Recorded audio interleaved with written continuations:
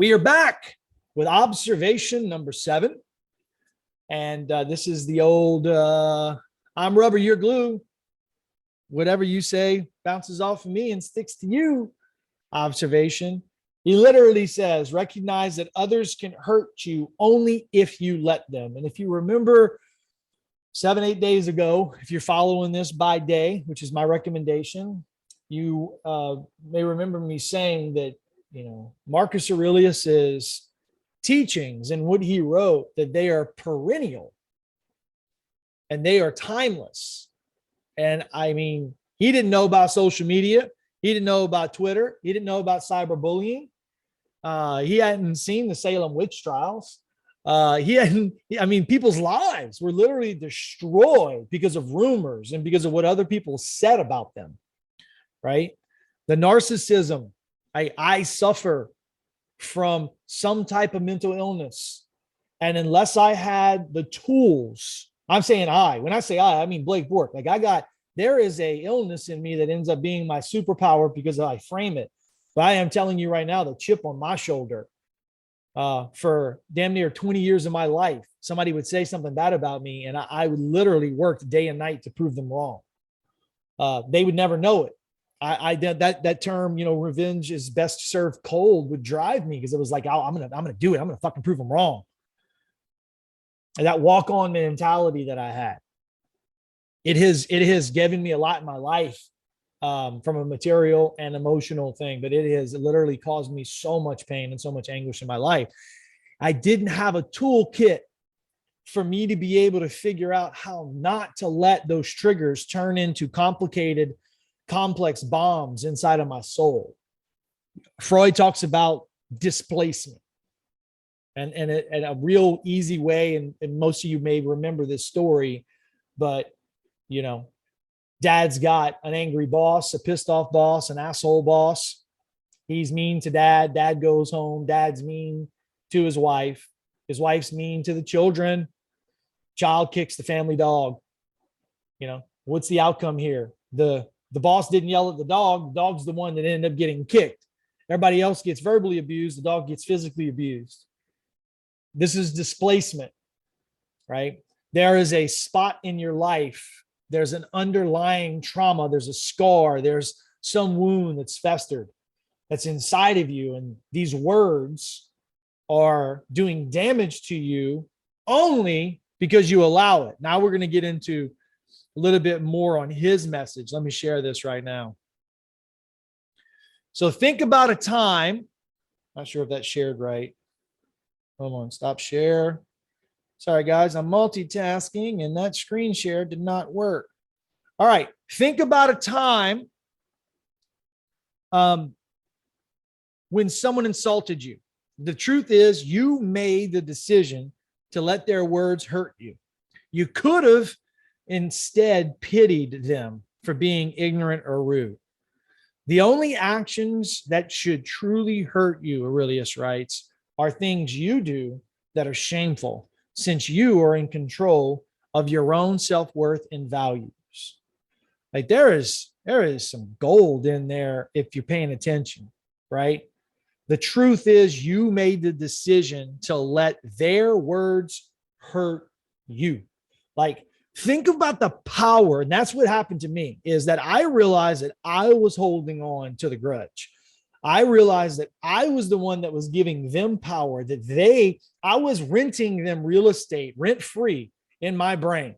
I was carrying around the weight and the burden of whatever the hell they did. I had the grudge. In most cases, these people didn't even know, remember, recognize, realize that I was injured by them because I injured myself. Right? I've committed friend suicide many times. I killed them for me. I was taught the stack. The stack is something that I learned in Warrior. It is an amazing process that I did for 3 or 4 years in a row, almost every day. And it was a way for me to be able to get a lot of trauma out. It's also a place that I go to a couple times a week still to look at complicated ideas and strategies. But effectively what we're doing is we're taking a trigger event, It could be somebody got me mad or angry. For the first year and a half I stacked, the only thing I can say is pissed off, mad, and angry. That was the three emotions that I knew. I don't think I really knew what emotions were until I read Brené Brown. Like for real, courageous leadership. It was always, I was mad, angry, pissed off, guilty, ashamed. And so I'd be in this like cycle. I'd get mad. It would trigger me to rage, to anger. Then the anger and the rage would then cause shame for me being mad. That would cause guilt. I would then sedate because I felt guilty. And then I'd make this loop where all of a sudden then, everything was okay again. And then the topic would come up. I'd get mad again. It would trigger me to rage. Rage would go to guilt. Guilt would go to shame, or shame would go to guilt. We call it shilt. And it was just this loop, this karmic cul-de-sac of getting nowhere with my emotional intelligence. And the stack taught me how to break free of that, how to literally hit a shift move and take whatever anger was going on at the time and be our happiness, our joy, our pride, or a lot of the things that we've talked about already in this particular series.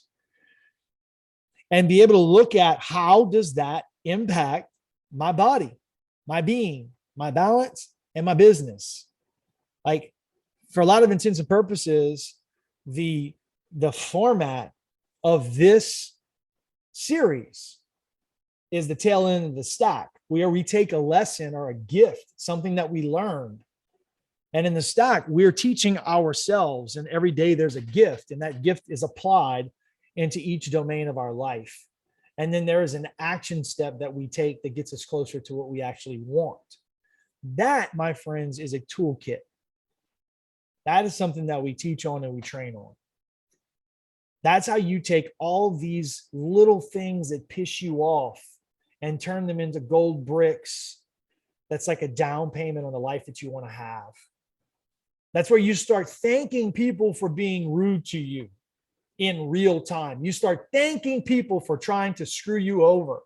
That's where you call somebody and you're like, hey man, thank you so much. You pissed me off so much last week, dude. You have no idea, man.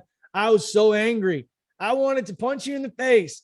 But then I thought about it and I was like, wow, there's really something wrong with me for me to react that way, because that guy didn't know he was like, you can have an anonymous conversation with somebody once you heal yourself to the point, and once you take agency and ownership over the fact of what he says here. The truth is, you made the decision to let their words hurt you. I had a real problem with forgiveness. I was working with a apostleship type of a program. I'm a Catholic, but I was in this Christian apostle type of a fellowship program. And my leader in that program was a guy named Seth Ernest. And I'll forever be grateful for Seth, because a lot of what I have in my life today, it's like a pivot moment on forgiveness. I didn't believe in forgiveness. When I told that to Seth, he was like, kind of one of Jesus's biggest things, man. I understand you're Catholic, but that also means you're Christian. And he's kind of real big on like forgiveness. And I'm like, yeah, man, I'm just really not digging it. I don't like the definition. And he was like, what don't you like about the definition? And I said, well, it makes me a victim, and I'm not a victim.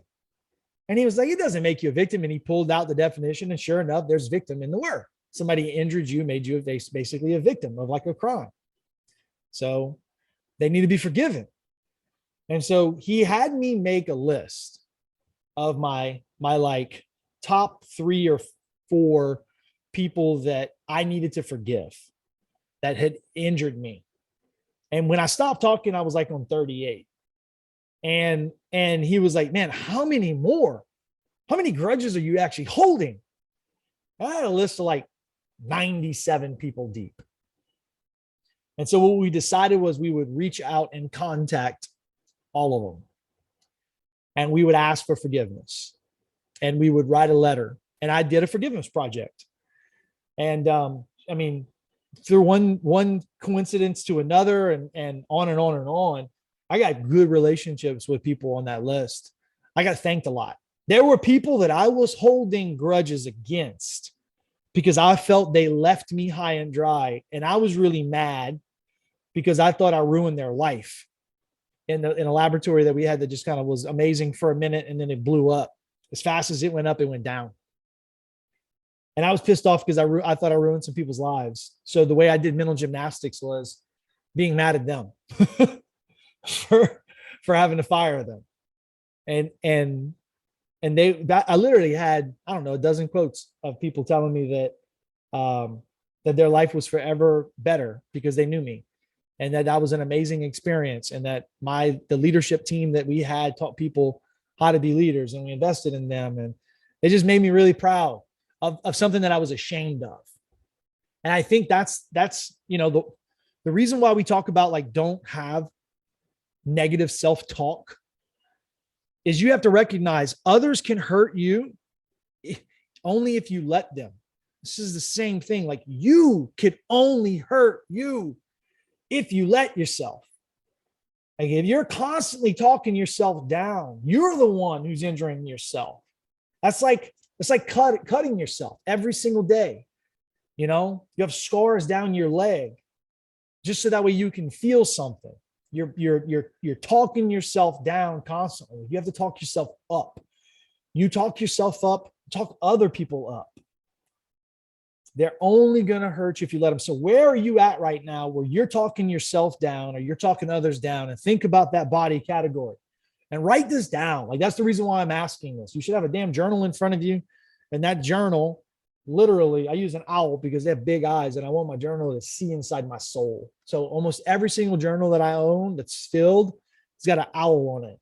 I will have a big ass owl and some beautiful flowers on my shoulder and arms very soon. Reese in San Diego will be doing my tattoo. I digress.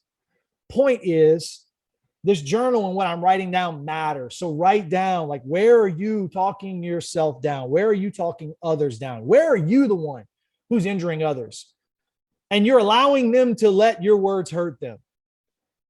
Like with this new knowledge now, you realize you can actually wound people with the dumb shit that you say. How about you stop taking your sword out and cutting people? Right? There are some people that don't know how to handle your heat. They don't know how to handle your words. And you are causing them pain. And then you have the person who needs to learn to defend themselves from words by not being there, not allowing themselves to be hurt, removing themselves from the situation, right?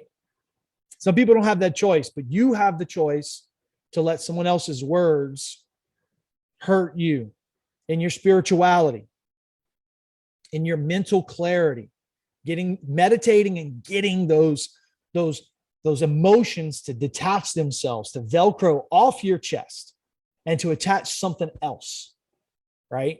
Meditation is the time where we can actually do that work. That's the most important time for us to be able to do that work, right?